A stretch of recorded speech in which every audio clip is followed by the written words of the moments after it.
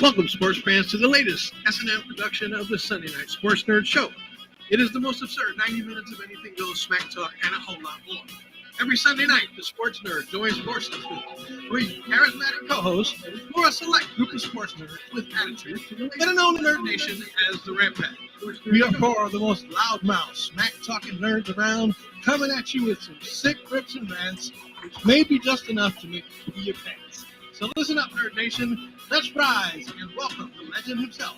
He is the founder, he is the host, and he is the star of the Sports Nerd Show. Coming to you live, straight out of Lakeland, Florida, Scott, the Sports Nerd. Right. What up, everybody? Welcome to another fun edition of the Sports Nerds. We are down one guy. He was here, now he's gone. I don't know what's going on with Ken. Ken has computer issues, so or connection issues. Ken, you're killing me, Holmes. I know, Kenny. Kenny, you're killing me. Anyway, I am Scott Wright, the Sports Nerd. Joining me, as always, there are my co-hosts, Eliot, Big E Lamba, and, of course, my favorite Bills fan of all time, Mr. John G. Olson. The keto ice cream eater. And our keto ice cream eater. And so, guys. So we need a new sponsor. I know Canada Dry, but, dude, Enlightened Keto Ice Cream. Enlightened is the company. Holy moly donut shop, man. Like, my blood sugar doesn't even spike. It literally, like skating on an ice rink, man. Slow. That's why I like the zero sugar Canada Dry, man. Bro, I'm telling you, man. What a great product. Anyways, that's it. Enlightened, if you're out there. And for those of you in America, Breyer's Carb Smart is pretty good. Dude, no, Enlightened is actually an American company. It's actually just brand new to Canada. Yeah. Oh, we get the cool stuff. It just takes us a little while. Okay. It's like when I was growing up, Eliot. Let's have a talk. When I was growing up back in the day, you know me, I'm into the hip-hop music, right? Well, back in the day, it was really hard to get the hip-hop music. So what did we have to do? We had to go over to Buffalo. We had to go to across the border to go to the music stores in Buffalo because they get all the New York City stuff shipped up. This is, we're going way back. Dude. So we always get the stuff. But if we want to get it quicker, we have to go to America. Dude, you have to come back across the border. Who you telling? I moved from New York City to Arizona in 1981. Okay, nice. We didn't get anything out there for 6 months. Same here. Like we would get it, but it would be like months. I would be watching Yankee games, and they'd be putting up the advertisements for new stuff at McDonald's, and the McDonald's here wouldn't get that shit for 6 months. Unbelievable. I mean, we couldn't get no news, nothing. Hey, at least you had a McDonald's in your hometown when I was growing up. I didn't have a McDonald's in my hometown. Dude, you lived in like Podunk, Ohio, did you? Yes, I did. You are correct. That's exactly correct.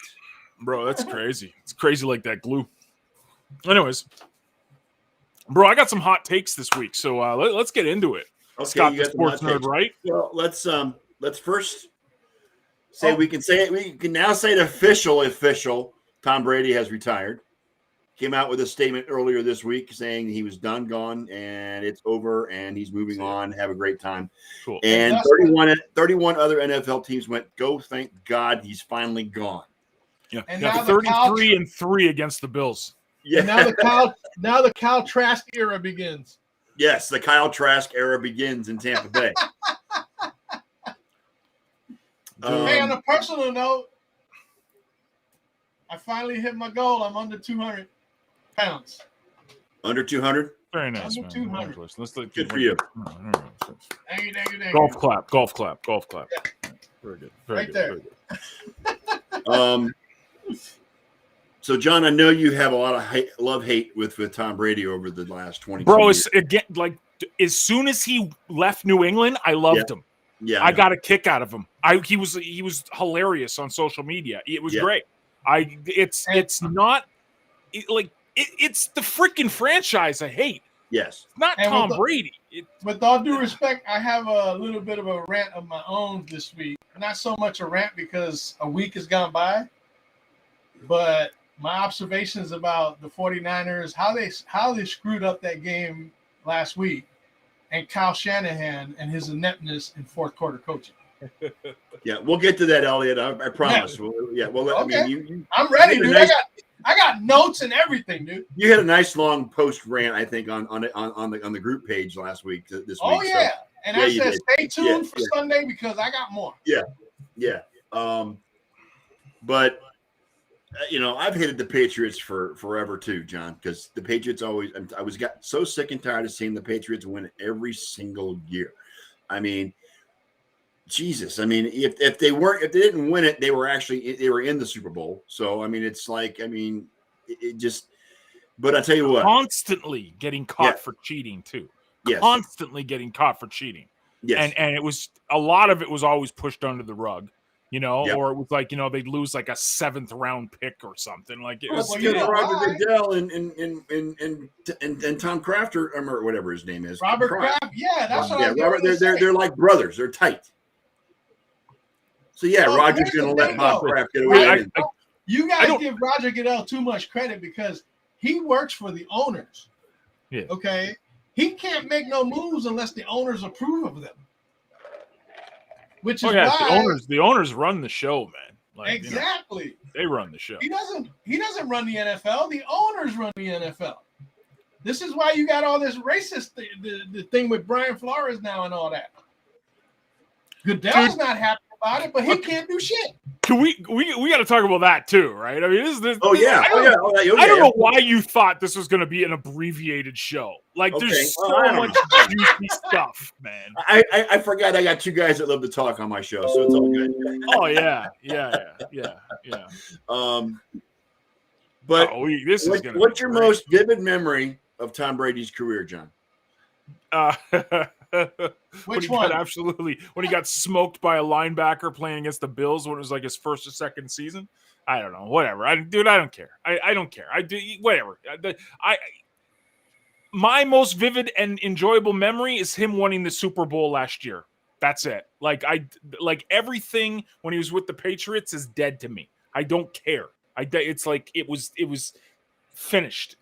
Look, I think deflated footballs, and the tuck rule, and I think it's Tom Brady in New England. Yeah, the tuck rule, I guess. Yeah, that's probably. Yeah, they just got ESPN's got a 30 for 30 on that now. Him and Woodson are gonna like sit down and talk. Him and Woodson are doing play-by-play, so to speak. Yes, that's gonna be. I haven't seen it yet, but it's gonna be interesting. Oh, it's bad for you folks. Yeah. So hats off to Tom Brady.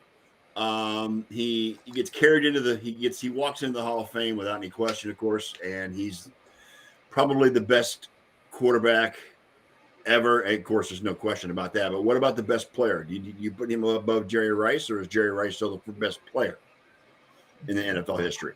I like it's see this is the problem. This is where it comes into like being the best athlete. Right, like it's like Serena Williams is a better athlete. He's not really an athlete, though. Right. It's like I think this is the problem because like a quarterback, and especially Tom Brady, I'm not saying he wasn't athletic, but Jerry Rice, that's a wide receiver. They're athletic, right? Like, so I can't compare it. I don't think it's in the same.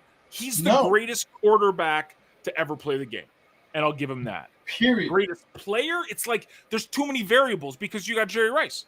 You even Terrell Owens was fantastic. I mean, he top 3 too. I mean, it's but these guys were freakish athletes. Well, that's like the comparison with Michael Jordan and LeBron James. 2 different eras. Yeah. Okay. Yeah. You just can't. There's too much speculative stuff involved. Okay, to be able to make a determination. Best athlete, best player at his. It's who's the best at their position. Is probably the most accurate, claim that you can make. Oh, that's me. Yeah, you got to send me that link, man. I don't know why I didn't. Sorry. No worries. Man, it's like Lawrence Taylor, like completely different position, right? Like, I mean,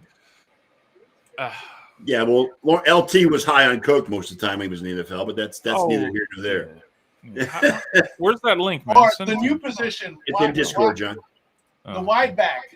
Debo Samuel called it that today on the 2-hand touch football game they had this afternoon. Actually, let's do it this way. I'm going to put it in Facebook instead because it probably works better if it's in Facebook. Oh no, I clicked it. I clicked test. They dressed it up as the Pro Bowl, and it was just a two-hand touch scrimmage. Yeah. Well, we don't. There you go. We got you, John. You're good. Cool. Perfect. I didn't watch a Pro Bowl. I mean, it just man. Well, I had it on background, and I would just turn on, and I'm like, why are they even running? You see when they were trying to do running plays, they get like a yard, and then somebody touches them, and that's it. That's the end of the play. This is my hot take. Okay, this is my hot take. I'm going to be probably the only one on the show that's going to say it. I freaking enjoyed it because I wasn't watching it. I was not expecting Sean Taylor type tackles, like it's just not going to have, especially nowadays with the way that the contracts are. And these guys are not going to go and hurt their comrades. There's no way. So if you went in there thinking you're going to get Sean Taylor taking someone's head off, it's not going to happen. I enjoyed it. I thought the Diggs versus Diggs stuff was great television. I thought it was fantastic. Those guys are brothers, right? Yeah, man, yeah. Hey, did you see the competition stuff before the game? I didn't watch that. I didn't see that. Stephon Diggs made a reception where he went through the freaking table. Went through the table. But his brother's jersey was on the table.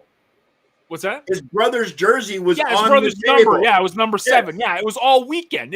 That was great. And then it was like I read on Twitter. It's like again, like Kirk Cousins is the killer of joy. Like never threw the ball to Trayvon when Stephon was covering him. That's typical killer of joy that is Kirk Cousins, right? It was great. I enjoyed it, but I wasn't expecting it. Like this is everyone whining about it not being. Oh, it's like flag football. It's like.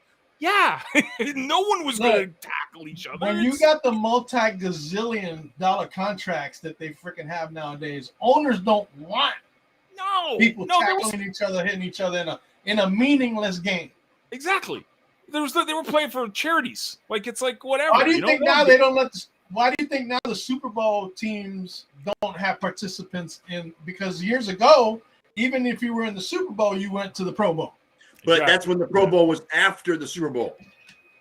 No, it's always been before. No, it was always no. You're talking decades ago, though. You're talking decades ago. Yeah. When the Super Bowl players would participate in the Pro Bowl when it was after the Super Bowl, not before. When it was after. If it's before, they don't play in it. After, yes, they do. The big thing about the Pro Bowl is that you get to see all the top talent in one game. You know what I'm saying? But don't expect it to be a regular football game because it's not. It's warm-ups. They don't get paid. Your expectations. They don't get paid to do it. It's a freaking scrimmage. Yeah. And it'll cost a team and a franchise a whole lot more if somebody gets injured in that game. Exactly. Well, and go back to years and years ago. Remember when they were playing flag football when it was in Hawaii? They played flag football in the sand, and one guy tore his ACL playing flag football during the Pro Bowl week. So I mean, that's because the flag football still takes some extra physical, maneuvering. Yeah, and you can definitely take. But like I said, now it's just if you even get close to the guy, they blow the play dead. Yep. Yeah. Let's see if Ken's with us. Ken, can you hear us? Can you say something? No. Can you hear us now? No. Can't hear you, Ken. Can't see you, Ken. Sorry, I don't know what's going on with you. Your connection meter is at 1. I mean, and it's KC red. is no masterpiece at the moment. Yes, KC is no masterpiece at the moment. I'm sorry, Ken. This sucks. I wish you were here. All right, let's dig into this Brian Flores. Well, actually, before we do that, Eliot, go ahead and do your thing for last week. I'll wait. Just go ahead. I'll wait. All right. You want to wait? Oh gosh. All right. All right, so let's get into this Brian Flores thing then. So Brian Flores has sued the NFL in a class action lawsuit, accusing regarding the hiring practices of ownerships, specifically Denver, the Giants, and there was one other team. Who was the other team? I forgot who it was. The Dolphins was in there? Because of a text message. Yeah. And the text message came. He was texting Belichick, and evidently Belichick didn't realize he was texting Brian Flores and thought he was texting your guy from the Bills, John Daboll. Yeah, Brian Daboll. and let it loose that even before the interview that Dable was going to get the job, and not realizing he was actually talking to Brian Flores instead. This has been a subject on our show in the past, and it will continue to be a subject on our show. Not that anybody watches our show, but I don't care. We got, as we like to talk about. We like to talk about. We have plenty of replays, man. Yes, we do. Don't worry. Yeah. Don't worry. Yeah. So we've talked about this multiple times in the past, and we all are in agreement that the ownership of the NFL is a good old boys club. Always has been, always will be. Yeah. Yeah. And then they pass it off to their kids. So you ever seen Hey, you ever seen Trading Places? Yes. That's the way NFL ownership works. Yes. The rich people keep the minorities and everything down. They look at them through their noses. You know Brett, don't get ahead of us. Just chill out, Brett. We're gonna get to all of it. Don't worry, man. And the history of NFL head coaches of color or of multi-race or whatever. I mean, whether it be Hispanic, whether it be any Muslim or whatever, is bad. The track record is horrendous. There have been coaches in the past that have gotten hired over black candidates, and the white coach was so freaking bad that it was a mistake. Or had no experience. Or had no experience. This lawsuit comes on the at another poignant time and another what's the words I'm looking for. Brian Flores runs the risk of being blackballed in the NFL, just like Colin Kaepernick. But he doesn't care. I know he doesn't care. But this is another level to the Colin Kaepernick situation. I think it's two different things because it is two different things, but it's political thing. But it's next level because it goes even further. Well, because the good old boys are gonna freaking circle the wagons. You know what I'm saying? And they're gonna make Brian Flores. Internet, you know that we love you. What the heck was that? Things have changed, and we need to talk. I don't trust you anymore. I used to feel like we had a really good relationship. What the heck is going on? I feel like super Is that unsafe. you, Eliot? Maybe a virus. Dad, I think somebody's locked the. I don't That know was what Ken. the hell is going on. That was Ken. Ken was listening to some British stuff. Yes. Okay, What was yeah, going no, on? it had to be. It was Ken. No, because I took him off the show, and Yeah, it wasn't on mine because I don't have anything that plays. no, I know that. That was Ken. That was Ken. No, that was Ken because I took him out and it went away. We're gonna see if Ken can get in here. He's trying so hard. He hasn't messaged me on. He hasn't messaged me anything, so I don't know what's going on, man. So before this hiring process went on, as far as off season, because there were 9 available head coaching positions in the NFL after the season. At that point in time, there was one head coach of Africa. There was one African American head coach in the NFL. That's Mike Tomlin.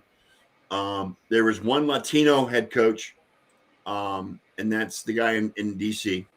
Ron Rivera. Ron Rivera. Miami just hired your offensive coordinator in San Francisco today. Don't forget David Culley was the coach in Houston. Yes. African American.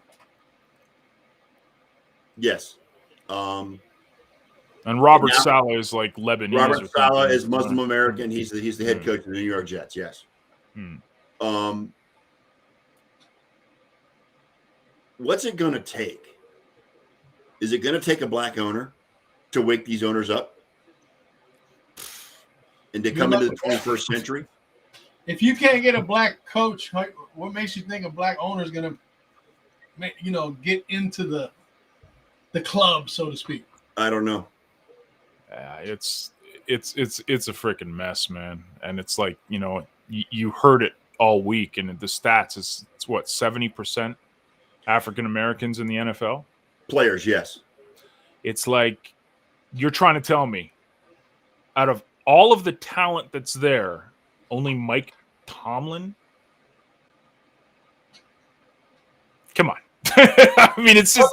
But look at right now. The two spots that are left are after they hired 7 white coaches for other teams.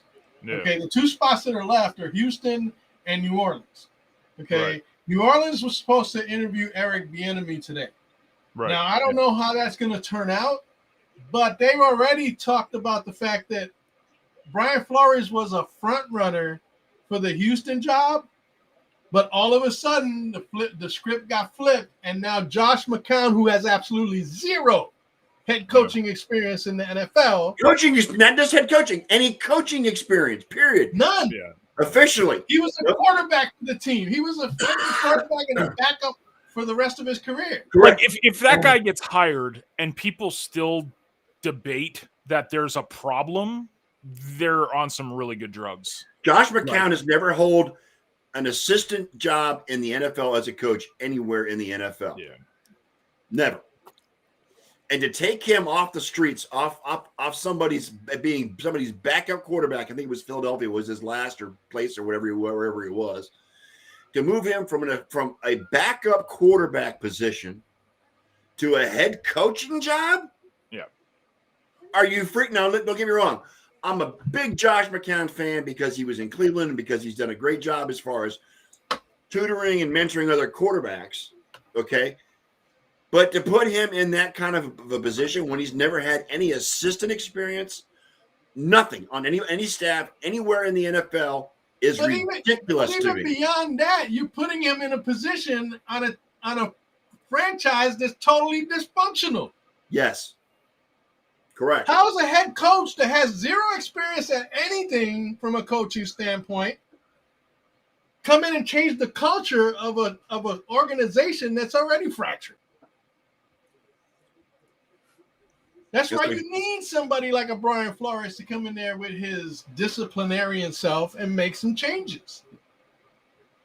I mean, And Brian Flores proved himself, excuse me, in Miami. He turned that Miami team around. He when did. Nobody else could. Right. Yeah. And oh yeah, dude, without a doubt. That was like the, like it was scary because it was just like, damn, this is a guy who, and then we find out, right, that he's getting paid 100. He was offered. He didn't take it, but he was offered 100,000 per loss. The tank for Tua stuff, and then they ended up getting Tua anyways. And where did after they started 1-7, because at that point the owner wanted a high draft pick. Hey, there he is. Hey, Ken, what is going on, man? Am I here? Am I alive? Yes, you're here. You're here. Finally, you're It's kind of here. narrow, but yeah. There it is. I hate this thing. This is some bullshit. Pan up a little bit because we've seen like half of your I face. see your nose and mouth. I don't see your eyes. Bring it up a little bit. Bring it up so we can see your whole face, brother. I'm There trying. you go. There I am. There you are. There we go. That's a little better. All right. So you didn't message me or anything, so I didn't know what the hell was going on. What happened, Ken? I mean, it wasn't letting me access my microphone and camera, and I haven't turned off any accesses. I mean, it should have been completely there. That's that beautiful Texas infrastructure. Don't go. So we're in the middle of talking about. Well, no, Ken. Yet you don't want you turn it back around where it was before so we can see it. There you are. Well, I'm not seeing the entire screen. There we are. I got you now. That tells me that shows me everything. Okay. We're in the middle of a Brian What are we Flores talking about? talk. Just like Brian Flores. Flores. Okay. And the Good Old Boys Club, that is the NFL ownership club. AKA. And Eliot, you were on a roll. Go ahead. What were you saying? As far as Well, you were talking about how Brian Flores turned that team around in Miami. well, yeah, I mean they started out 1-7. Yeah. And at that point you would think the owner's like, this guy got to go. All right. But And I'm not going to say who is correct or who is telling the truth or who's lying, because that's not for me to determine. Right. But if the inference is out there that the owner, when the team was 1-7, wanted to keep losing so he could get a top draft pick, and he was offering money to do so, that's alarming. That's concerning. Well, that's a violation. Extremely problematic. And well, it's just problematic. It despite, could also cost the owner his franchise too. and just despite him, Flores went 8-1 the rest of the season. Correct. Yeah. And then gets fired. They have their first winning record in who knows how long. And he gets fired for doing one of the best turnarounds in the history. 1-7. They were what? One game away from making the playoffs? Yeah. Yep. Yeah. That was the biggest turnaround, I think, in NFL history. A 1-7 start, and they were just that close to making the playoffs. And then he gets fired. Why? Well, that tells me that he did something to piss the owner off. And what better thing to do than to deny the owner what he wants? He spited the owner by continuing to do his job and winning football games, and that just wasn't good enough. And now you're going to tell me that the man wants to put it out there. I mean, he doesn't care about the scrutiny that he might face and all that. But you know what? If he don't put it out there and if you don't talk about it, it's never going to get solved. Well, Flores made the rounds on several morning shows, including Get Up on ESPN and the CBS morning show where he talked to Nate Burleson. Was it Nate Burleson is on morning show? CBS? Nate Burleson on CBS. On CBS, yes. So I mean, it wasn't just sports talk shows he was on. He was on media. He was on national media shows too. He was on any show that would let him speak his mind. Correct. Right. Do you guys listen to NFL radio at all? Not really. No, not a lot. No. So that's basically what I listen to. Like that's kind of the go-to. And Sirius XM. Sirius XM. So when the story broke, it was Pat Kerwin and some other guy. I forget his name. They do the afternoon kind of show, and they're down at the Senior Bowl, and this story breaks. And NFL Network, the NFL radio is basically the NFL. You should have heard these guys. Like, Brian Flores is taking a massive risk. There's no evidence of this. And if this comes out that he's just making this up, his career's over and his career's going to be over. Like, they were literally sticking up for the NFL. And then they were out in the NFL line. Yes, basically. Out in the line. Yes. And then the NFL, like 60 seconds after this story breaks, the NFL comes out with a statement, there's no merit. And now all of a sudden, what does Goodell come out today and say? Oh, there's merit. There's something here. We need to look into it.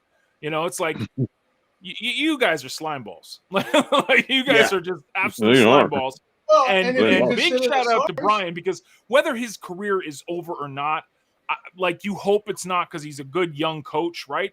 But you got to salute him, because he knew he was going against freaking Goliath, man. And it's just, it sucks, because this, we saw what happened to Kaepernick. He totally got blackballed. Yes. Totally.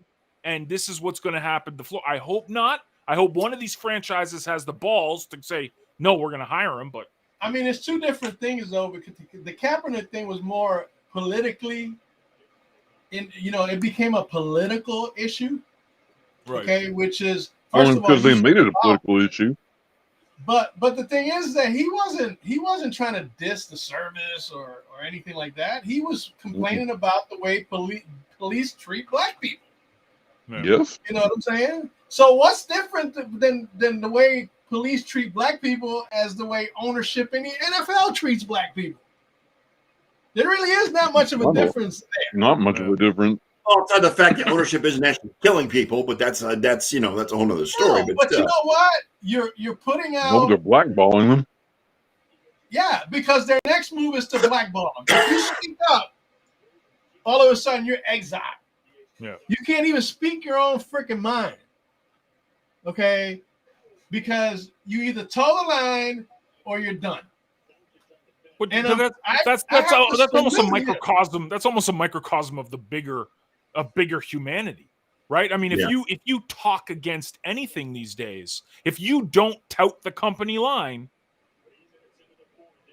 you're gone, and you're done. You're done. Wait right? a minute, wait a minute, don't they call that these days cancel culture? Yes. Yes. So cancel culture is not a new John's thing. not getting involved in that guy. I'm the only conservative-ish type guy here on the panel, so I'm not touching that with a 10-foot pole, man. I'm dealing with my own crap up here in this country. So with all that shit. basically, cancel culture is not a new concept. It just has a new name. No.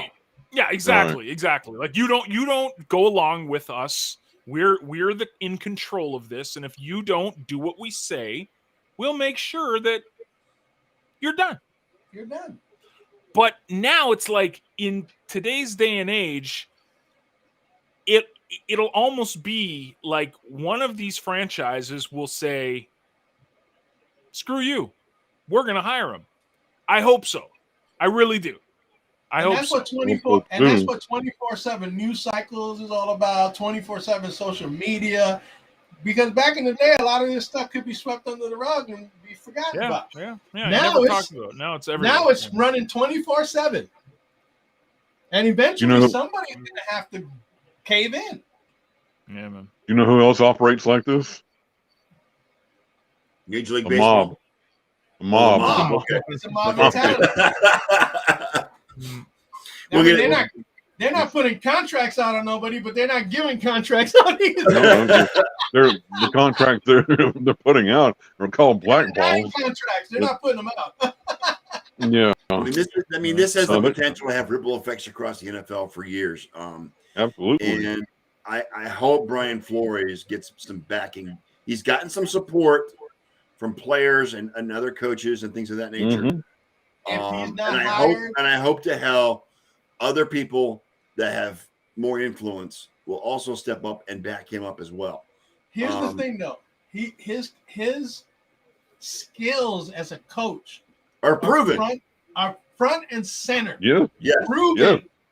And yet they're hiring first-time or no experience people. Yeah, we were talking about Houston and Josh McCown, Kenny. Have you heard that story? No, not.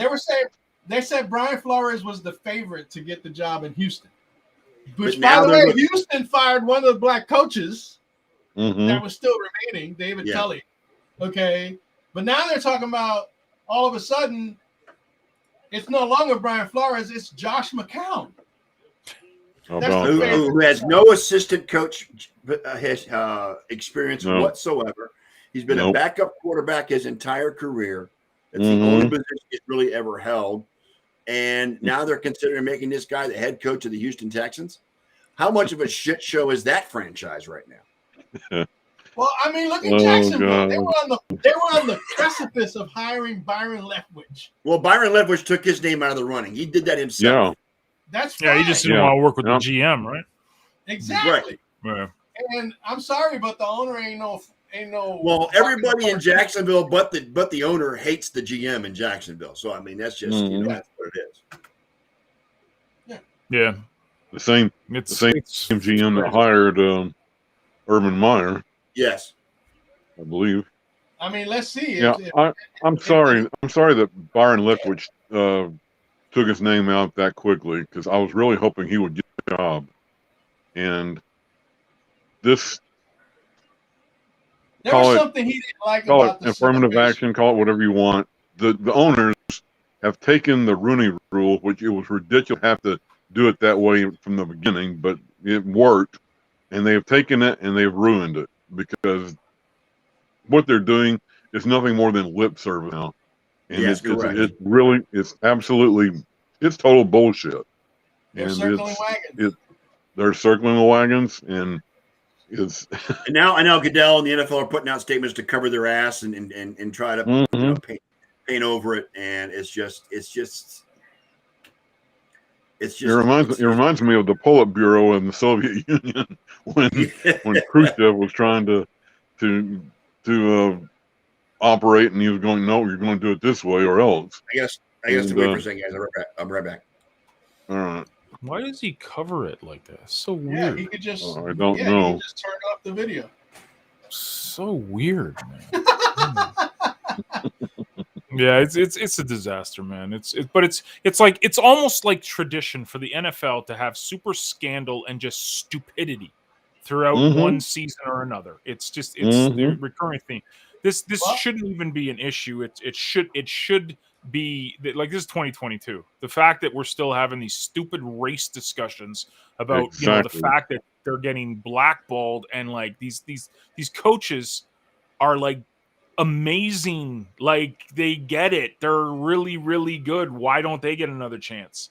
The white coaches seem to just get chance after chance after chance after chance. But here you go, like Leslie Fraser. I mean, okay, I'm not the biggest Leslie Fraser guy because of the fact that we couldn't stop a team with 13 seconds left, but we won't get into that. But like, what, he had a chance and they're not giving him another chance? Why? Raheem Morris was another one. Raheem Morris. Well, yeah, but it's just like, but then you have this cycle. You got these cycle of coach, like Josh McDaniels was miserable when he was with Denver. Why is he getting another chance? What? Because he's Belichick's understudy? Pretty much. Pretty much. That's why the NFL now stands for No Fairness League. It's stupidity, man. Okay. True. Yeah. I use that thing because I choose to. In case you're wondering, John. Why? What does that do? Like, what is it? Like, what are you, like, getting naked or something? Like, no. Just so why do you have to cover? I don't want my whole background to distract from the flow. A button click would be fine, dude. I know. Just stop video instead. Yeah, that's what it's there for, dude. We don't need to see you reach over and bring your thing down. It's weird. Like, what is that? Like a sock? No, it's a shade that flips. It's a little flip thing. I have one. I have one too. Yeah. Weird. Anyways. Yeah. So that's the NFL. The sport that we love the most is the most. It's so pathetic at times, man. It's bias. Yeah, man. Like, give these guys a shot, man. But we'll still watch the games. Absolutely, 100%. Well, you have to. That's the problem. It's just like it's like a really good drug. You know it's bad for you, but you keep going back. All right, and John, yeah, you say that, and that is why Ken and I love college football so much. We hate the industry, but we love the games.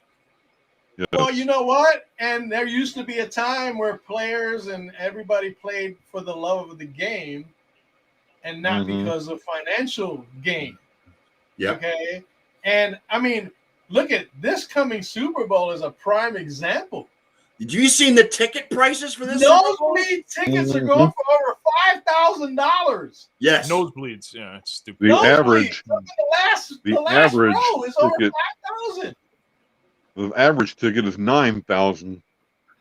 How is a true diehard NFL fan, unless they sell or mortgage their house or sell their vehicle or something, able to afford to go root for the team that they root for all season long? Dude, that was Bill's Twitter all this week. Like they're almost grateful that the Bills didn't go to a Super Bowl in LA because no one like same with Cincinnati. Like, you got to feel for Cincinnati, Buffalo, Cleveland, like working class places. This is not La La Land. This is Rust Belt. This is hard-working Americans doing their thing, right? And like the DNA of these franchises is that. Like, you got these guys that like literally put the hard helmet on and go to work every day. Well, they can't do it. It's not they won't, they can't. So it's they were charging last week for the championship game. They were charging $500 for parking. For parking. Parking. In LA, Get this, guys. For a private suite, have a watching party inside the stadium to watch. You get 24 people in there, $900,000. And you know now why? Divide that by 24. The NFL has become a true corporation. Yeah. Yes. That's why I posted that. On the opposite side of that, you get a feel good story. Yes, I'm gonna have OBJ propaganda, guys.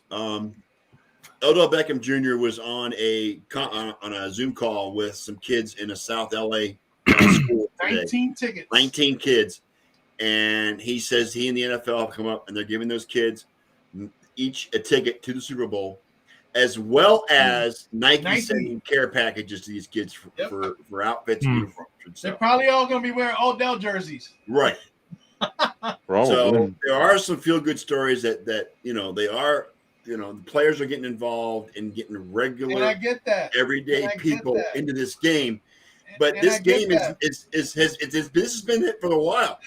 The Super Bowl is not accessible to everyday human beings. It's not accessible. It hasn't been for years. No, it hasn't been. It never. Yeah, even compounded because it's in LA, right? I mean, correct. Yeah. Yeah. It has not been accessible for the day-to-day diehard fans of these franchises. I mean, like John said, guys that work hard every week to make a paycheck. Cincinnati is not money together. Cincinnati is not a city that people are making millions and millions of dollars every year. It's their. But here's my thing: how are they going to fill up that stadium with ticket prices like that? Especially, they have a hard time enough getting Rams fans in there. Because you gotta think corporations are buying up these tickets. It'll fill out. It'll fill out. Right. Absolutely. You'll see a lot of, especially because it's LA. You're going to see a whole lot of celebrities there too. Well, not only that, but also the businesses can write these things off on their taxes too. So it's they get to pick and choose who goes to the game. It is a But you see, that affects the middle class. They use it for entertainment purposes. To the lower income class. Yes.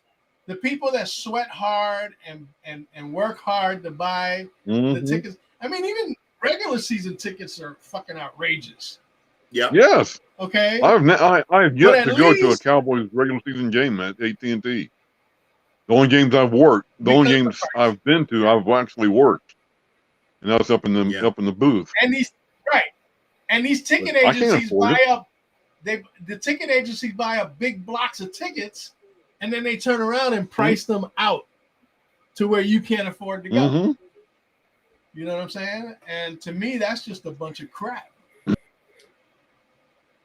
But again, this is the NFL. Friend of mine. And here's the only way that's going to change. Is if fans stop going to the stadium. Do you think the NFL would change their tune if they were playing games in empty stadiums and there wasn't a pandemic to fall back on? Yeah, but they get so much money from TVs. Like the TV money they get. The revenue, the NFL survived last year on TV deals alone because no one was in the stadium. Stadium. Well, that's because it's like the movies. The theaters don't make their money on the tickets. They make their money on the concessions. On the concessions. Yeah. Yep. You know what I'm saying? That's why they charge you $9 for a freaking hot dog. Hey, I did my part this year to support the Buffalo Bills. Okay, I went and bought a Josh Allen jersey. Okay, so that makes you complicit. Well, I don't have it yet. It's supposed to be here tomorrow. I actually bought two jerseys the last year. It was this one and the Jim Brown jersey. So I'm still waiting for you guys to chip in and get me a Micah. And then I'm working on a Debo Samuel jersey myself. I'm trying to get a Tony Pollard jersey, but they don't have them in my size. The NFL did away with the blackout rules because of the TV money. They don't need. There's no point in blacking out a single game in the NFL ever. No. It's not like Major League Baseball when you get 162 games. They're not going to black out the Super Bowl. Are you kidding me? You know how much TV revenue they would lose? Well, it used to be, Eliot, if a stadium didn't sell out like 2 or 3 days before the game, they would black it out in the local area. I remember. They don't do that in the NFL anymore. They don't do that. Of course not. And they're definitely not going to do it in the Super Bowl. Can you imagine a Super Bowl in LA being blacked out for the LA audience? Come on now. That's not going to happen. Yeah. And they saw that they were losing TV revenue by doing that shit. That's why they changed their tune. Yeah. Whenever it affects their bottom line, they're willing to make changes. Correct. You know what? This is a bigger and listen, like we just kind of there's major issues with the NFL, right? I mean, there's the fact that these coaches aren't getting hired. There's constant issues with like assaults or drunk driving with the rugs this year. I mean, there's all sorts of issues with the NFL, but one has to, I'm speaking as an entrepreneur, a guy who's really into capitalism and stuff. One really does have to look at the product that they've put out over the decades. Like when you guys back in the 80s, like, so when I started getting into football, it was like late 80s, right? Early 90s with the Bills.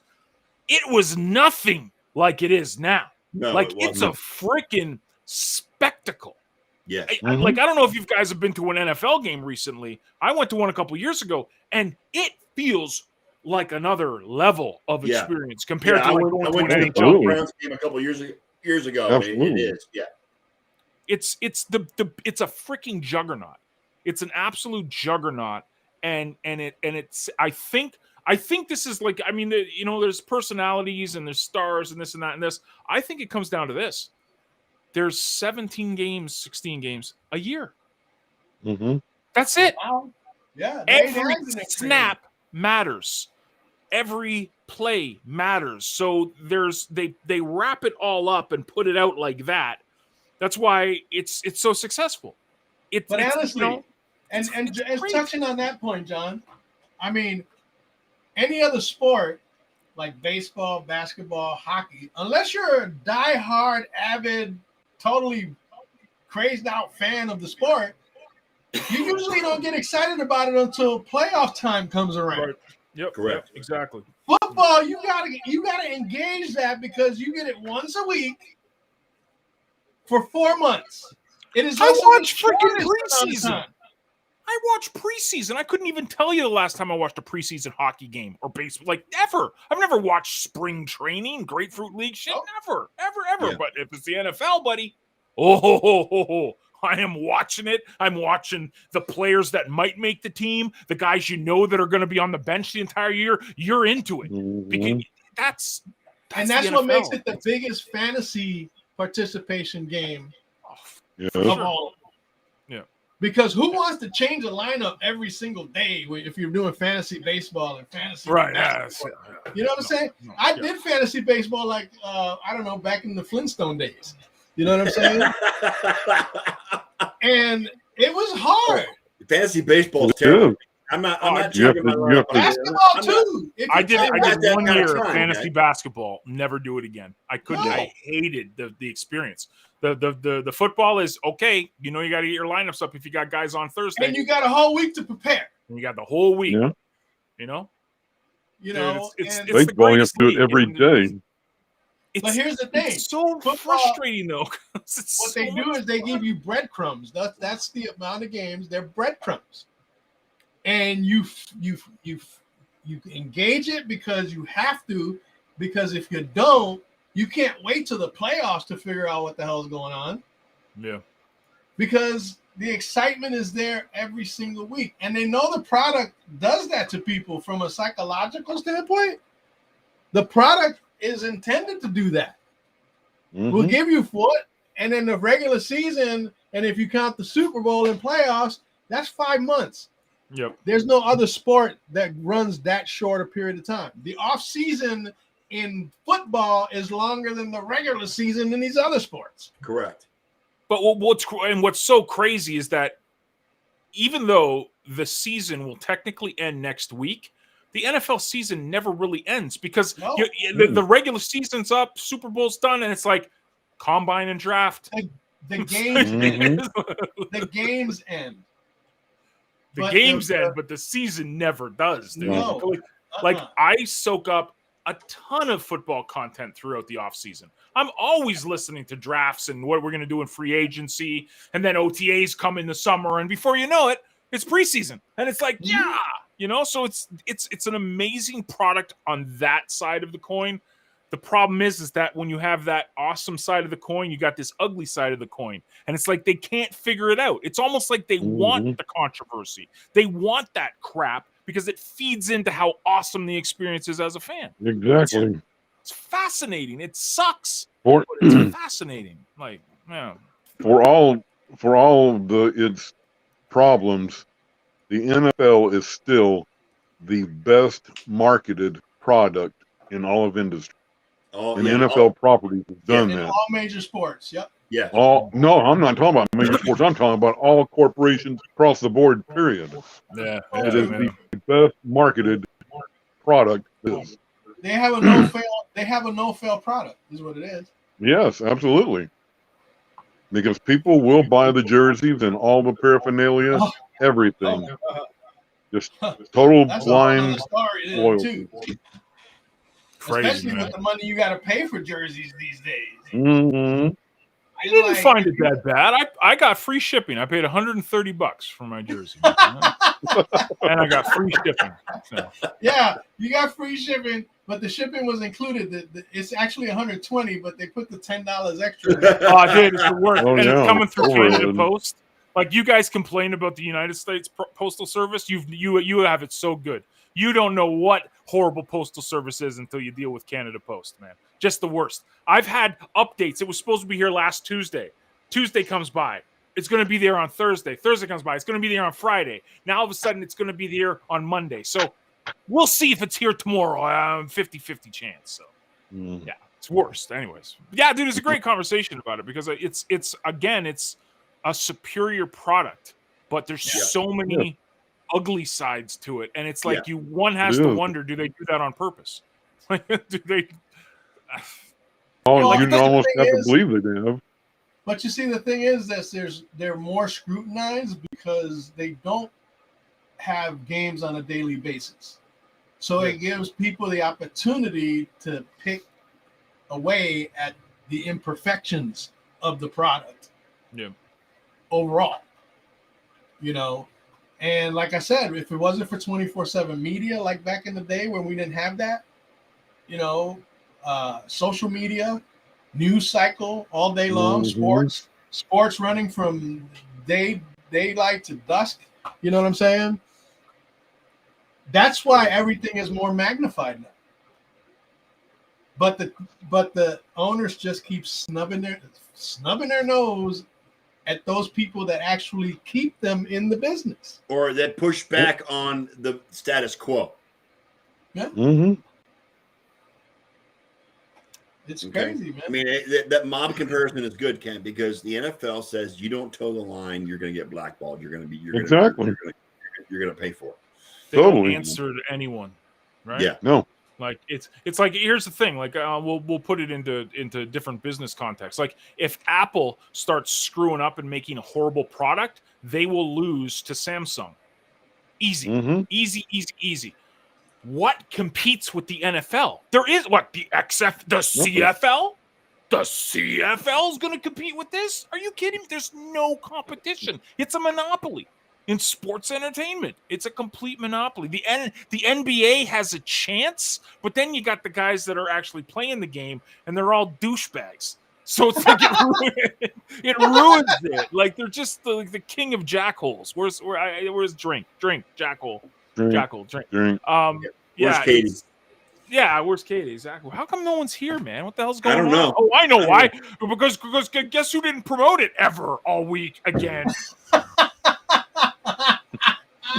John, and then Eliot, you know what the recurring theme will be? The recurring theme will be, I'm serious this time. Yeah, I'm gonna promote it this time. I'm gonna get it this time. I'm gonna do it right this time. Guys, How many years has it been? John, I want to get your opinion on this. Speaking of the NBA, he wants to change. He wants to change course. Subject. That's okay. The Cavaliers pulled off a trade today. Did they? I couldn't even tell you. Did they? Okay. Hang on. I know what's happening with the Clippers though. They're trying to bring back the Raptors of 2019. That's what they're trying to do. Where the hell did it go? I don't even want to start talking about the Knicks because that's a shit show altogether. They were going so well. Go. Shit. What's going on, man? The Cavaliers got Chris LeVert from the Pacers today. You know what? He might as well be Eddie LeVert because I don't even know who he is. He said Eddie LeVert. Gerald LeVert, man. Come on. Karis LeVert. Excuse me. I'm sorry. Gerald LeVert. and this goes back to the fact that from Michigan. Scott, I appreciate the fact because it's Cleveland and they're doing it without LeBron James for a change. Right. Okay. And you would know who this guy is, but we just covered this a few minutes ago. Who cares about the NBA until April? I don't know anybody that's being traded. I mean, I keep hearing about trade deadline, and I hear these. I couldn't even tell you when it is. When is trade deadline? Well, John's an NBA guy, so I figured I'd bring it out and see what his. Yeah, dude, I've been watching a lot of Raptors an NBA guy. Look, John's an NBA guy as long as the Toronto Raptors are competing. Which they are.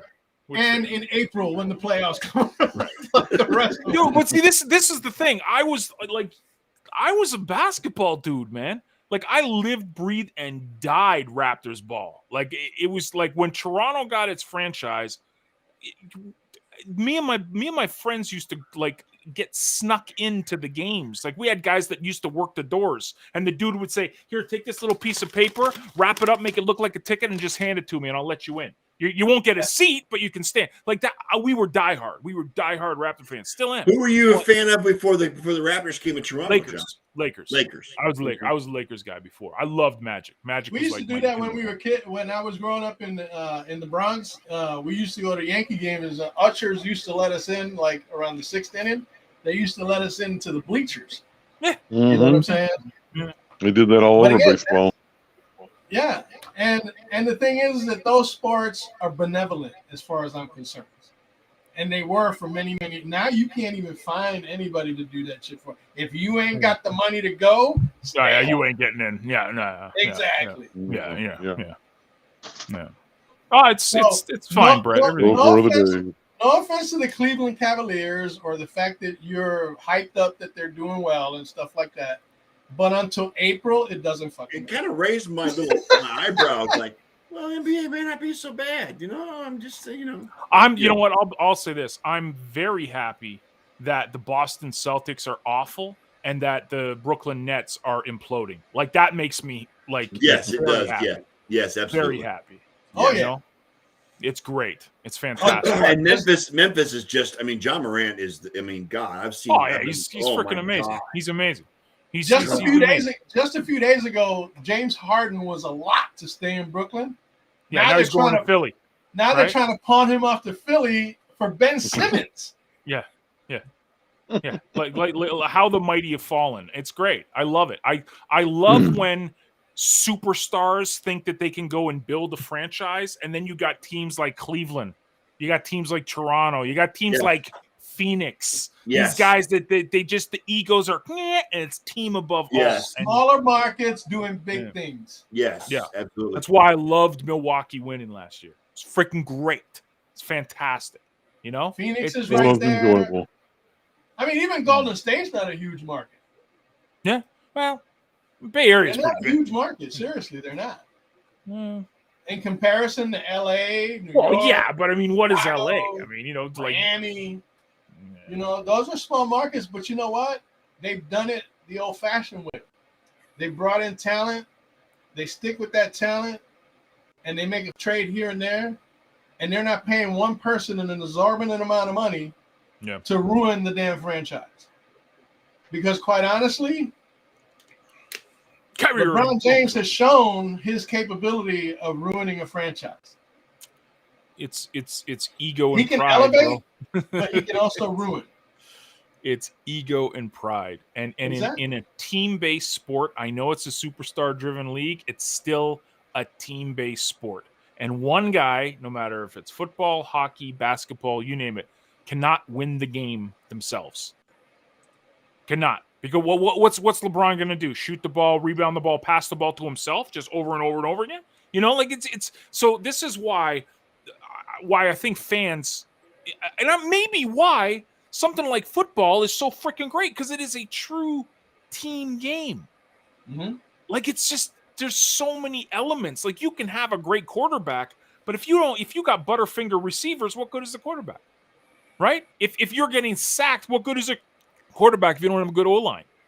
Right. If everyone knows you're going to throw it, you have no running game. What good? So this is why these guys that have these egos, and it's like, get your money, get your whatever you want to make, but it's not. You're not putting team first. And when you put team first, that's why people root for Milwaukee and Phoenix, Cleveland.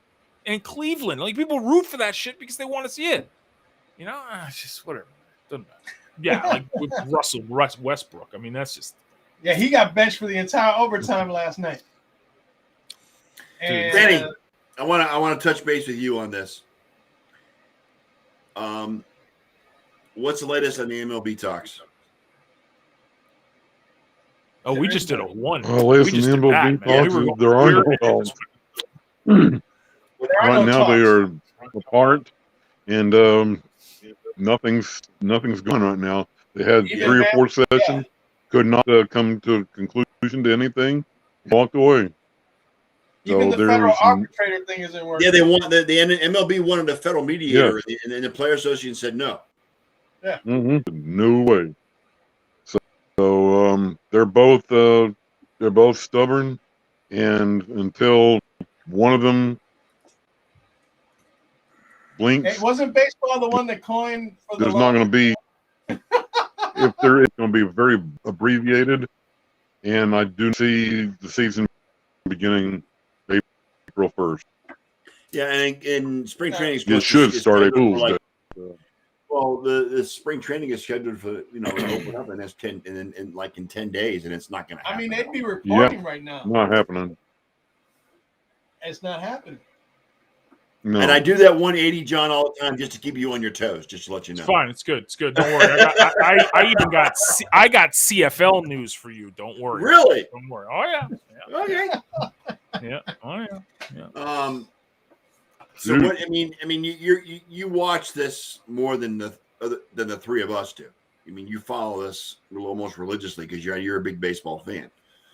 What do you think is going to happen? I mean, is there going to be a lockout? Is it going to stop? Is we going to have baseball? To be honest with you, I have absolutely no idea, because there's absolutely nothing going on. I mean, they, like you said, the owners want federal mediation, and the players say nope. And until they reach some kind of middle ground of somehow, there's nothing. I mean, it literally looks almost like 1994 all over again. Oh Jesus! And yeah, it's very getting close to that. Open up a wound with John. 1994. Well, poor Montreal. I hate to I hate to say it, but it's beginning to look that way.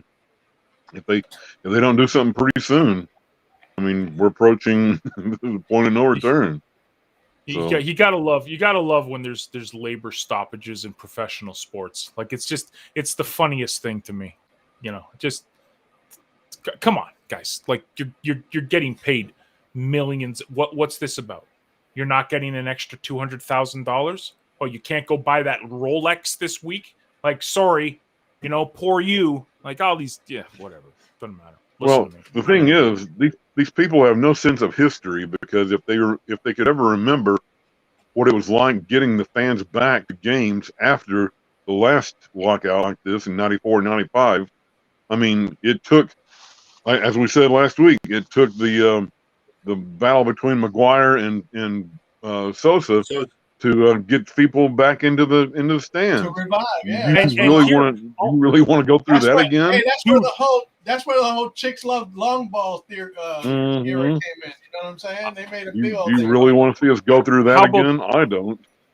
How about this point? If we keep this up, that's what's going to happen. Baseball is waiting for the next scandal to appear, and who knows what that'll be, but. I'd even go as far as say that if they stop playing, that will kill the sport completely. Here's why. This is my thought on this. First of all, in 1994, baseball had just went through, like, it was still top of the food chain.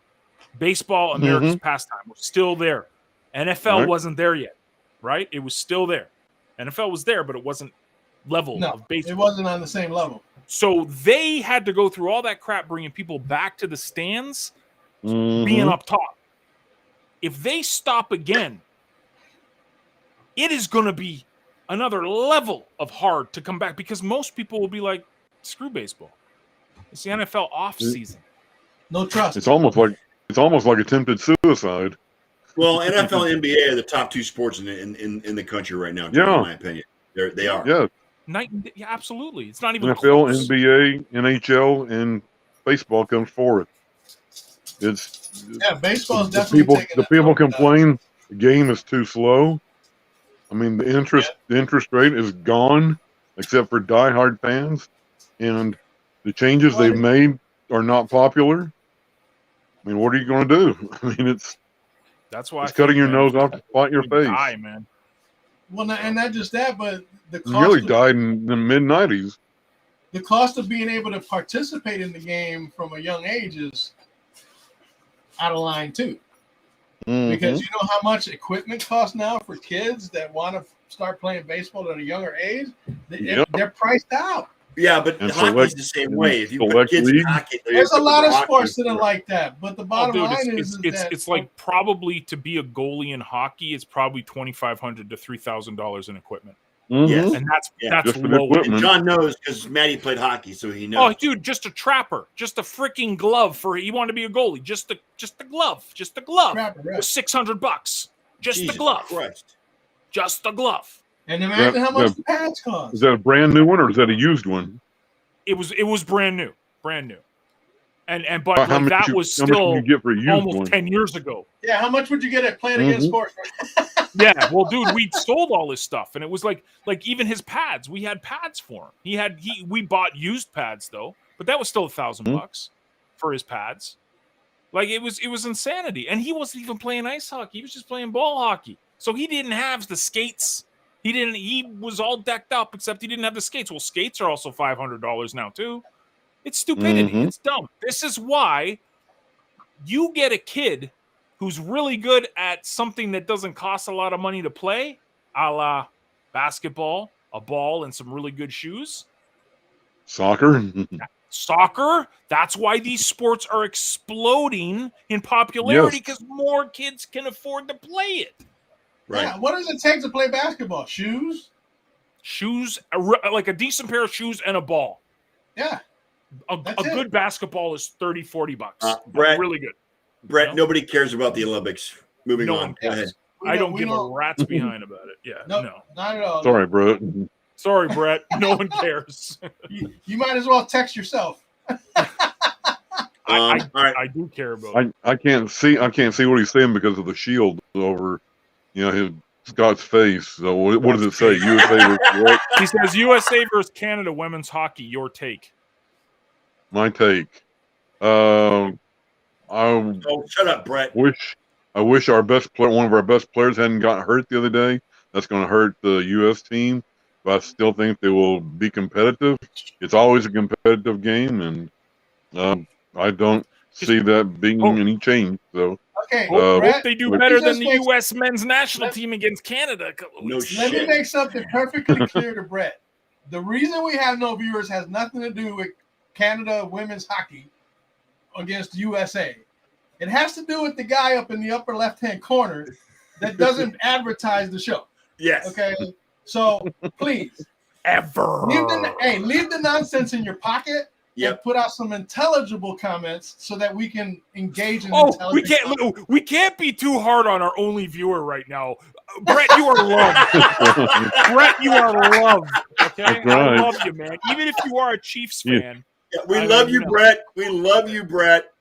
Just don't be too hard on Brett, man. Brett will rage quit. Then it'll just be us four talking, right? Like, I know. Well, we have a captive audience right now. So. And John, I just want to point one more thing out for the naysayer up here that says we can't do a 90-minute show because we don't have a lot. Oh, I know, It's almost, it's 20. It's only 20 minutes. We're 70 minutes in, and I still got things. I got stuff written down to talk about. All right. Time out. Stop. All right. Let's do Eliot first, then we'll do John. Oh yes. We haven't even talked about that yet. Like. All right. Eliot, go ahead. Do what you got to do about the Niners losing last week to the Rams. Okay. And let me just be clear. All right. There were some situations in that fourth quarter. Jakarski Tart dropping that. God. That wide. And then, you know what? Mm-hmm. This is why defensive backs are not wide receivers. That was a game breaker, dude. That was a season maker. Yeah, that was a turning point in the game. Yes. It was a huge turning point in the game, but there were more. Okay. Mm-hmm. It wasn't just that play, but that play could have solidified the Niners running some clock off and making it a 6-point game where Rams would have had to score a touchdown, and they couldn't do that. They had to win on 2 field goals. Okay. But let me get this out of the way. I know you guys probably saw my little blurt about Kyle Shanahan. All right. Mm-hmm. And I'm going to tell you what, Kyle Shanahan is a good coach. Don't get me wrong. And for what we've had recently in the past, like guys like Jim Tomsula and Chip Kelly, all right, he's a breath of fresh air. Okay. But here's the thing. All right. And you know what? He's a big reason why when we started 3-5, we still made the playoffs. He turned it around. Mm-hmm. That was cool. All right. But here's the thing.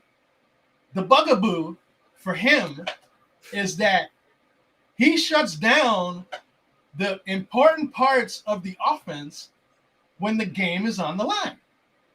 Okay? For instance, and this is not just in the playoffs. If you look at the regular season, all right,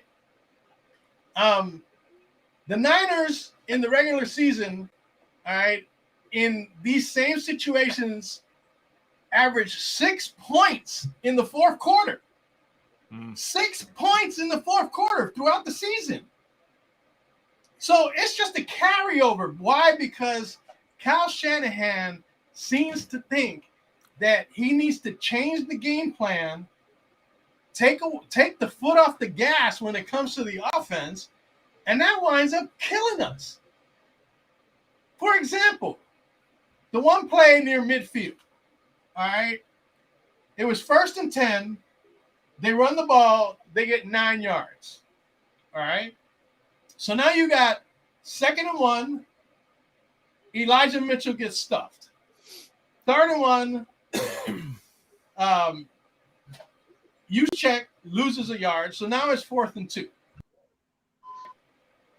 On 4th and 2, you're at the midfield point. That's when you got to break out your killer instinct. You got to say, you got to take risks, because if they go, look, the Rams had already used all 3 of their timeouts by that point. Mm-hmm. You get that first down, you're running the clock off by 3 or 4 minutes. All right. With a new set of downs. And don't get me started over the fact that, I mean, he did this to Atlanta as the offensive coordinator. And I'll give it, and you know what? They were playing against Tom Brady, and Tom Brady's done some spectacular things in his career. All right. So I might give him a little bit of pass, but you know what? They were up 28-3 with 2 minutes left in the third quarter. And then all of a sudden, they took the foot off the gas and they started doing things that were different to what got them to that 28-3 lead. Okay. Then 2 years ago in the Super Bowl, we had a 10-point lead going into the fourth quarter with 6 minutes to go. 6 minutes to go. Yeah. And he turns around and he just, look, we even had Deebo Samuel was a rookie back then. Okay. And you asked, Tyrann Mathieu came out with a statement that said they were thankful that Shanahan got away from the run game because it was eating up Kansas City's defense. So all of a sudden he decides that he wants to go pass happy with Jimmy G, which is the last thing you want to do. Okay. Because Jimmy G, every time he drops back, there's a 50-50 chance he's going to throw an interception. 50-50? Right? That's being generous, Eliot. You know what? I'm not going to get sacked. How should I say? I'm not in a more vicious mood right now because it's been a week since the game ended. Right? Because if this show would have happened the next day, I would have taken up half the show, just freaking going off on Kyle Shanahan. All right. So anyway, they squandered that 10-point lead too against Kansas City. But look at how it works. in the Super Bowl against New England, all right, they got outscored in the fourth quarter 19-0. All right. In the Super Bowl against the Chiefs, they got outscored 21-0. And then this past week, they got outscored 13-0. Big fat goose eggs in the fourth quarter when your offense. Now, getting back to that one sequence when it was 4th and 2, the first thing that pissed me off is the fact that where was the handoffs to Deebo Samuel at that point? Wasn't it Deebo Samuel that got a 3rd and 7 running play and basically put Green Bay out of the playoffs? He didn't ever touch the ball during that sequence. On 4th and 2, you could have given the ball to Deebo, and chances are he would have got to the first down. So what does Shanahan do? You know what happened to Deebo Samuel? What happened to Deebo Samuel? He got turned into Marshawn Lynch. Basically. Yeah. Okay. Going, so now you go out there and it's 4th and 2, and you put Jimmy G on the center. And I don't know if you guys were paying attention or listening to the sounds of the game. All right. But if it's 4th and 2, guess what you're trying to do? You're trying to draw the defense offside at minimum. Okay. If you're not going to go for it, you're going to at least try to hard count them. You couldn't even hear Jimmy G say shit. He just stood there for 30 freaking seconds saying nothing, no hard count, no nothing. They get a delay of game penalty and decide to punt. Now it turns out that Shanahan had planned to punt all along. So why the hell did we go through the process of faking that we were going to try to draw them off sides, aside from the fact that he never gave Deebo Samuel the opportunity to do what he's been doing all season? And that's being a beast with the ball coming out of the backfield. He should have gave when it was 2nd and 1, 3rd and 1, he should have gave the ball to Deebo Samuel. Why would they give it to him on 3rd and 7 in Green Bay and not give it to him on 2nd and 1 and 3rd and 1? I mean, Deebo Samuel can stumble his way to a yard. Okay, but this is what Kyle Shanahan does. Now, another thing that he did is he had punts from the midfield area, okay, or closer. He wound up punting the ball 3 times. Okay, they're the only team in the last 3 postseason to have 3 punts in that situation. Jesus Christ! As in the era of going forward on 4th down,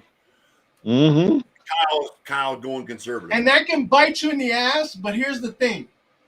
If you're not aggressive and you wind up not getting it on 4th down when you've got a beast like Deebo Samuel, and you went away from the running game at the end, even when it was a 2-minute offense, they went away from – you put the ball in Jimmy G's hands 3 consecutive plays, and then on the 4th play, he throws that bullshit-ass interception.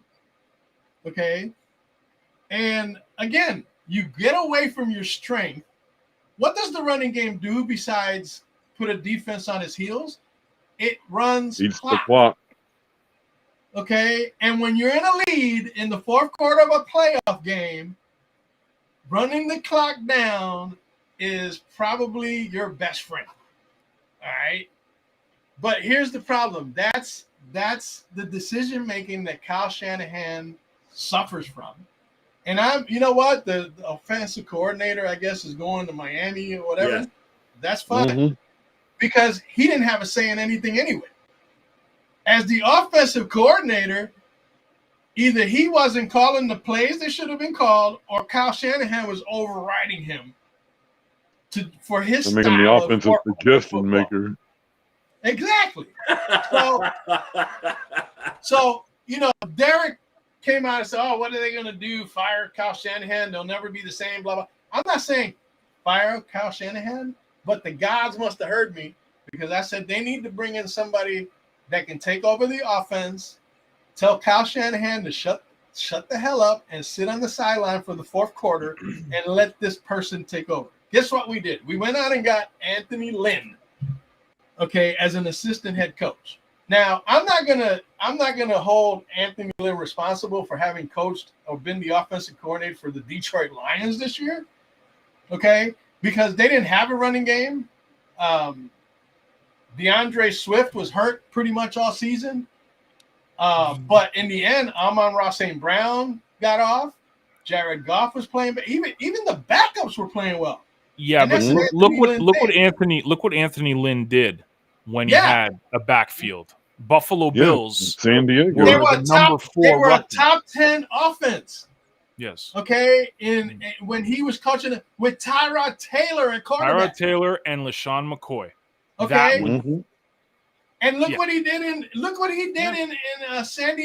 Los Angeles. That's a Justin great hire. Herbert. Yeah. He's Austin a great hire. Eckler. Great hire. Justin Jackson. Okay. Yeah, don't judge him by Detroit. That's the guy they needed to bring in. And you know why? Because if they didn't, then the bottom line is that Trey Lance's ability to become a star would be studded by the fact that his head coach is an offensive inept fool, okay, and wouldn't know how to develop him. Anthony Lynn's going to come in there and give Trey Lance the best shot. Oh, he will. To develop his skills to make the 49ers a contender and deal with that nonsense of the fourth quarter, putting it into Jimmy G's hand. Now, the one thing they need to do, honestly, they did the right thing by bringing in Anthony Lynn, but they also need to bring in a veteran backup. Somebody that can be in Trey Lance's ear and giving him solid, and I don't mean Jimmy G because I'm not taking advice from Jimmy G on anything, all right? But you need to bring in a veteran quarterback that can help to develop Trey Lance, okay? And again, Kyle Shanahan needs to get out of the way, be the head coach, and leave the offense, which now Anthony Lynn will probably wind up being assistant head coach and offensive coordinator now that the other guy's leaving. Okay? So, yeah. I'm not saying fire Kyle Shanahan, but he needs to step aside when the game matters most, and he decides that he wants to change the whole game plan to something that is not what the 49ers based their success on all season long. Nice Not job, to mention, we got a great front seven on defense. Yeah. But the front seven gets taxed after a while. You know why? Because we don't have any ball hawks in the secondary. We got a guy that dropped the wide open interception. Did you know that the 49ers had 9 interceptions all season long? Jesus. Trayvon Diggs had 2 more interceptions by himself than the 49ers did. Yes, he did. Okay? Yeah. So you got to go out there and get you some ball hawks on defense because that's only going to make your front seven more dangerous. And then on offense, you got to leave Kyle Shanahan. You got to send Kyle Shanahan to the locker room for the fourth quarter and let the freaking offensive coordinator run the show. That's it. That's that. All I got to say. All right, let's move on. All right, thank you, Eliot. That was awesome. John, you've got a laundry list of stuff you want to get into. No. Just couple pieces of news. Even if we go over, it's fine. So I mean, this is the guy. I didn't think we had enough material for tonight. I don't know why you think that. Dude. He always does that though. He said, "Oh, we ain't got enough material. We can't cover 90 minutes." And all of a sudden, me and John just start going to town on subjects and stories. I mentioned earlier, Ken jumps in with his own. I keep forgetting I've got 2 guys that love to talk on this show. So you got to keep the faith, my brother. You got to keep the faith. Know, but here's the thing. In order to keep the faith, you got to get some more viewers in here, which means you got to get off your ass and advertise this goddamn thing. Guilty. All right, John, what do you got for us? Big shout out to my boy Duke Williams, ex-Buffalo Bill, ex-Edmonton Eskimo Elk. Signed a $260,000 contract with the Saskatchewan Roughriders yesterday. That dude for the CFL, that's mammoth. That's a mammoth contract. All the people on CFL Twitter were all, it's not worth it. Duke Williams is a freaking gem. He's freaking amazing. I love him, and I might have to get a Saskatchewan Roughriders jersey with his number and stuff because I love Duke Williams. So, anyways, that's the CFL news. Pretty big contract for a wide receiver. He's wide receiver. $200,000 is a big deal in the CFL. Huge deal. There was only been $1 million contract signed in the CFL, I think. Doug Flutie? I think in the history. 200,000 loonies. Yeah. No, I think it was Anthony Calvillo. I think back in the day, like about 10 years ago. I think. I'm not sure. But yeah, Rocket Ishmael too, right? Rocket If Ishmael. I may, before we end the show, I think this is a conversation we could all get in on. Solely for the fact that we're not going to be on air next week. Right. We need to preview the Super Bowl. Yep, that's fine. We can do that. We'll run over to do that, Jelly. That's fine. Go ahead, John. What else you got? No, that's it. That's it? Oh, big shout out to the Edmonton Oilers for signing Evander Kane. It's great. 3 games, 3 points already. That was a controversial signing, though, John.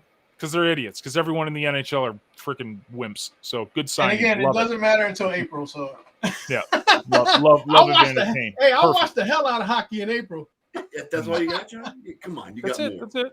Come on, That's good. More. That's good. No, I got my Duke Williams, and I wanted to shout out Evander Kane for Edmonton Oilers. Really? Yeah, that's it. It's fine. All right. Quick stuff. You guys, we got to do this. All right, so we got Super Bowl next week. Rams against the Bengals. Eliot, who do you got, and what do you think of the game?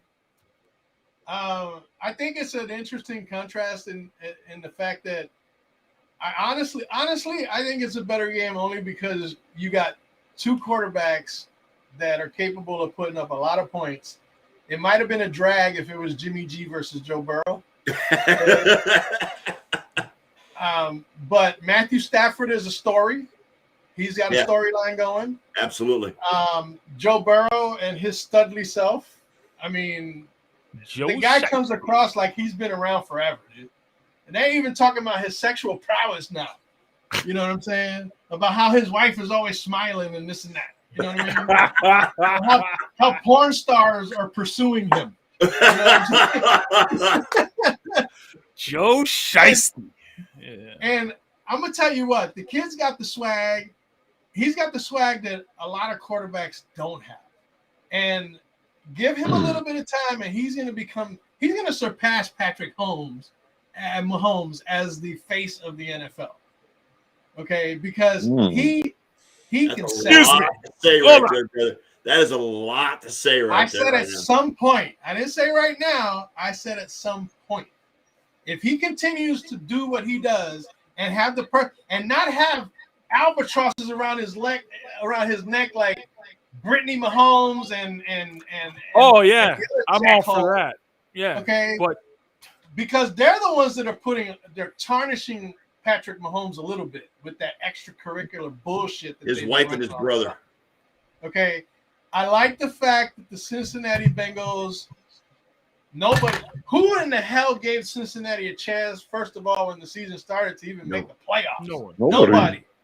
They were the outcasts. Everybody picked them last. As a matter of fact, everybody picked Cleveland first. Correct.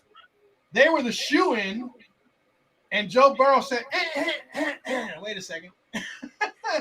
And he's just developed a confidence and a swagger that has been infectious, not just to his teammates, but to the fan base.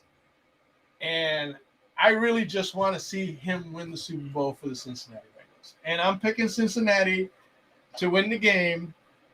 Final score, 31-27. Kenny? I just thinking about the only team that Joe Burrow couldn't beat this year, the Cleveland Browns. Cleveland Browns, you're right. Well, he didn't play in the second game, but that's okay. Go ahead. No, he didn't play the second game. You're right. Yeah. I think I would like to see a really good game like we've had in the last few weeks. Oh, my God. I'm very concerned about the Bengals of line. They're about to be eaten alive by Aaron Donald and Von Miller. I think Burrow is going to have more on him than he's ever seen before in either college or pro. And if keep offense off the field and give Stafford a chance to produce on the other side of the ball, I think the Rams could win this one, not decisively, but semi-decisively. Just a caveat to if that, they can- Ken, real quick. Just a real quick caveat to that. Remember, this is the same guy that got sacked 9 times with Tennessee Yes, and still won. this ain't Tennessee. This ain't This ain't Tennessee. Tennessee, well, and this ain't Kansas the City. LA secondary is a lot better than Tennessee, so Oh, Yeah, the it's a LA lot better offense. than Kansas City too. That's fine. We'll and see. their offense We'll is see a lot that. better too. So, Yeah. All right, John, Look, your turn. Cincinnati has shocked the world to this point. I think they got one more shock left in them. I'm a Joey B fan. Yeah. I think he's freaking great. I love it. I love Jamar Chase. I think it's a fantastic story. It will pain me to see this guy win a Super Bowl before Josh even gets to the dance. Because all of this talk about Joey B is going to be the face of the AFC. He's 2A, okay?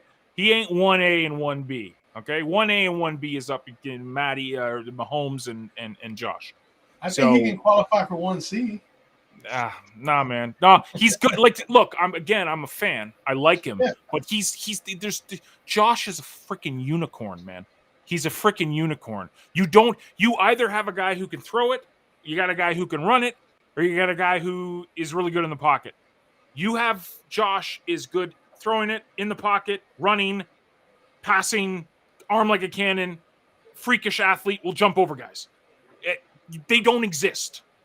They don't. And Josh will run over people too. So I mean, and he'll run over people. He's a But freight I don't train think too. Burrow's success is going to tarnish Josh in any way. Trust me. No, it's not that. I personally don't want to see him win before Josh gets a chance. That's the thing. So if they win, it's good. It's whatever. Cincinnati. His bias is showing, Eliot. That's all. But just remember, you guys would have had a home game if you didn't lose to Jacksonville. Yeah, I know. I'm very well aware. I know. Go ahead, John. No, I'm with Ken on this. I think LA is just they're freaking insane. I mean that defensive line is like, you can't, like, if you did a Madden team, that would be the 99. Every single player would almost be 99. Like Von Miller and Aaron are 99s. And then it's just such a beast. I hate Jalen Ramsey. I think he's a skadoosh. He's the jackhole of jackholes. But he's a good quarter. Drink, right? And now you have the story of Stafford. You have the story of OBJ. You have the best damn receiver in Cooper Kupp. Yes. So it's like their offense is right, like, top of the food chain, and their defense is above top of the food chain. I don't think Cincinnati can get past it. I don't. And I technically don't want them to yet. Like, just wait. So you have selfish motives behind you. Very selfish, but then I take a step back and I look, and I think LA is just a better team. So, all right. Scott can't possibly pick a team from the AFC. No. Believe it or not, my heart is with Cincinnati. Believe it or not, but my head says LA, and the reason is what Ken and John mentioned. That defensive line of LA is just unstoppable, and Cincinnati's offensive line is horrendous. It's got full of holes. And I'm sorry, their secondary is better than what Tennessee had. Their offense is better than what Tennessee has. So the 9-sack game against Burrow doesn't mean anything to me. The fact that he won that game. I think LA wins this game, as much as I hate to say it. But the feel-good story is not just Joe Burrow. It's Matthew Stafford and what he's had to endure through Detroit, his wife's health issues, and the fact that he has shown that he is an elite quarterback in this league and was suffering in Detroit for so long in his career. And to come to LA with all the weapons, OBJ has stepped up in the playoffs. Cooper Kupp is the best receiver. Sorry, Devontae Adams, but Cooper Kupp is the best receiver in the NFL right now. this I mean, season. He will be the Super Bowl MVP, by the way. Correct. The connection between Burrow and Chase is great, but that's one connection. That's one piece of the package. LA has so much more talent, so much more better players than the Bengals do right now. It's not funny. They're playing in their home stadium. It's a home game, despite the fact that Cincinnati is, quote, the home team. I like the Rams. 45-30. Just throwing a score out there. I think the Rams dominate this game, and I think it's going to boil down to their defense against Cincinnati's offensive line, and I think the Rams win it. That's just all right. So basically, if we were the NFL Network, I'd have to wear the wolf hat, right? The lone wolf. Yeah. It's usually Steve Mariucci too, who's it's the usually lone Mariucci. wolf, You're right. Yeah, Yes. usually, yeah. Well, it's like again. I'm thinking that Cincinnati has shocked a lot of people, and they're capable of doing it again. Oh, they're capable. I hope for a good game, just like pretty much all the postseason games have been. This has been a great postseason, guys. I mean, It's the best from ever. wild card Super Weekend through the NFC to the championship games, all of the games have been phenomenal and Yes, down to this the has been the wire best and great. postseason ever. Yes, I mean it's been the greatest postseason ever. Yeah, it's been great. Yeah, it was so Yeah, much fun, John. And the thing is, you know what? The pressure is on LA more than it is on Cincinnati because Cincinnati's playing with house money, man. Yes, exactly. That's right. They've been playing with That's house exactly money it. since. And you know what they're saying about, and you know what they're saying about, now. you know what they're saying about LA is like, look, they gave up all these draft picks, they brought in all this star power. If they don't win the Super Bowl, then it was a failure. right. It would Rams be a have been all in the entire season. They did. Yeah, Yep. we'll They see. did it with the OBJ and they did it with Von Miller. Yep. I mean, that's Hey, you they were make one those drop. trades, Hey, like- they were one drop interception away from being 0-3 against San Francisco. Just remember that. Yes. Yeah. Yep. But see, that's the thing with divisional rivals, though. It's always a toss-up. Like even though I'd like to say that the Bills will destroy every AFC East team, it's another level when it's divisional rivals. So I don't look at that like yes, San Francisco had their number this year, but Again, my pick is playing with house money too because I could come back. We could come back 2 weeks from now, and I'll be like, "Oh, well, LA was supposed to win," or either I could come back and say, "Well, I told you guys." oh, dude, I won't be upset if the Bengals win. No, neither will I. I'm a Joey B fan. Me me and too. Scott were talking about him last year. Like, this kid is legit. Like, wow. Yeah, I mean, have you seen this guy play? even the year before he got hurt, John and I were like, this kid is something else. This kid's got next level. And then when they drafted Jamar Chase this year, I was like, that's LSU connection. Hell Yes. yeah. Like, Yes. that's amazing. That's great. Yes. Yeah, and that's why and Eliot will know, this is why I drafted Jamar Chase as one of my top receivers this year in fantasy football because of that connection. Yes. And it's just like, it's a great team. It's a great team, and it's the start of something. Even if they're not, they're going to be competing with Buffalo. They're going to be competing with Kansas City. I hope Kansas City takes a couple steps In the back, end, though. to me, it's all about my affection for underdogs. I'm You are a very, big very underdog. big. But LA is filled with underdogs, man. LA is filled with Matthew Staffords, man. Like OBJ was in that hellhole called Cleveland for the past couple of seasons and couldn't do anything because he was. But they're not the underdogs. They're not the underdogs. But the story, there's underdog stories there, and like Matthew, you can't say Matthew Stafford is like. You Like, can't that's not have an two. underdog You can't have two underdogs. And just this panel alone I proves know. that the underdogs here are the Cincinnati Bengals. They by are. far. I get it. The team, yes, Okay. but there's a lot of And awesome so stories with LA. I usually defer to the team that they say has no chance of winning. Okay, whether it's my team or not. Okay, because nobody gave San Francisco a chance to beat Dallas. Dude, the You know what I'm only saying? team The that had underdog. no chance Yeah. this year was the Cleveland Browns. Exactly. Even though they were picked to finish first in the division, on paper, remember the paper thing before the season started, on paper, we're going to be the best team in the AFC North. We're going to have the best record, and we're going to the Super Bowl. Well, guess what? Hercules. You know what your problem is? You got a guy named Baker Mayfield, and he ain't never taking you nowhere. Okay. I'm just saying, I hate you. Nowhere. You could have had. I mean, even Mac Jones made the Pro Bowl in one season, and Baker Noodle Mayfield arm. hasn't even sniffed the Pro Bowl yet. Oh, he said Noodle Arm made the Pro Bowl, but Baker Mayfield did not. Josh Allen actually said, screw the Pro Bowl. I'm going to go play golf all year. Did you see what he did all weekend? He's playing in the Pro-Am all weekend, man. That's what Josh did. Because, yeah. And Kenny, just heads up. I did watch about 20 minutes of the NASCAR race in LA today. That was a shit show, and it should never have fucking happened. Did someone I had a meeting today, and I did not get to see anything. So that is a terrible fucking idea. It was a terrible idea. The last thing I'm going to say about the Super Bowl is, on the Chinese calendar, this is the year of the tiger. Watch out, Bengal Mania. Bengals, it's their year, huh? On the Chinese calendar. That sounds like an ominous thing to me. That's a great way to end the show, guys. We are done. Never let it be said that I'm wrong, because I'm always wrong for the most part. We did 100 minutes. 102 minutes tonight. Yeah. When I thought we could barely make 60, I apologize. And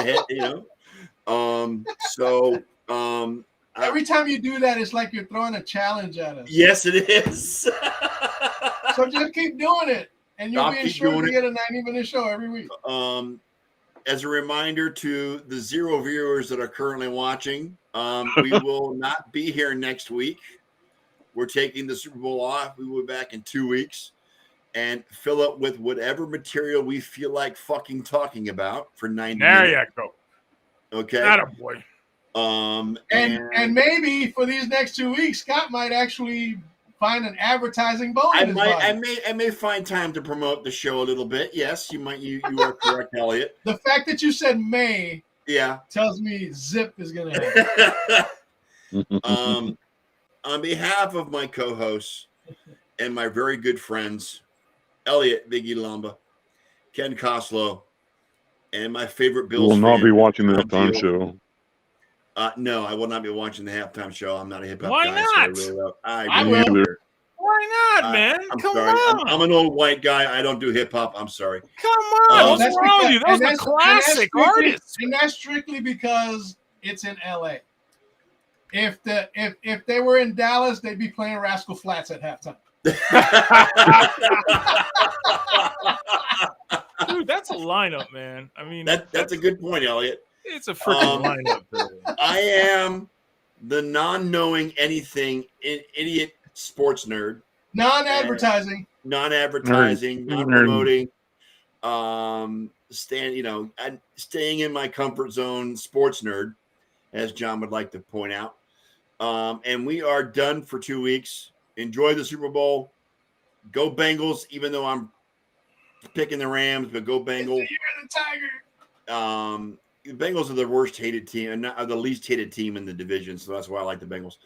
I will root for the Bengals, even though I think the Rams are going to take it. On that note, Eliot, let's play the outro, and we'll see you guys in 2 weeks. So that rap crap. Well, there you have it, Nerd Nation. Another Sunday episode of the Sports Nerd Show in the books, and we are still alive to tell about it. Now, on behalf of our host, Scott, the Sports Nerd Right, and his co-host, John Olson, Ken Koslow, our two lovable members in the Rant Pack, and yes, me, Big E, the entire pack would once again like to thank you all for participating with us in the best 90 minutes of sports smack talk on the web today. So until next Sunday night, dear nation, we would like to leave you with a quick PSA. Please stay safe. Please practice social distancing. And for heaven's sake, please wear a damn mask. You all just got hit with a pack rant from the Rant Pack. And with that, fellas, we are out.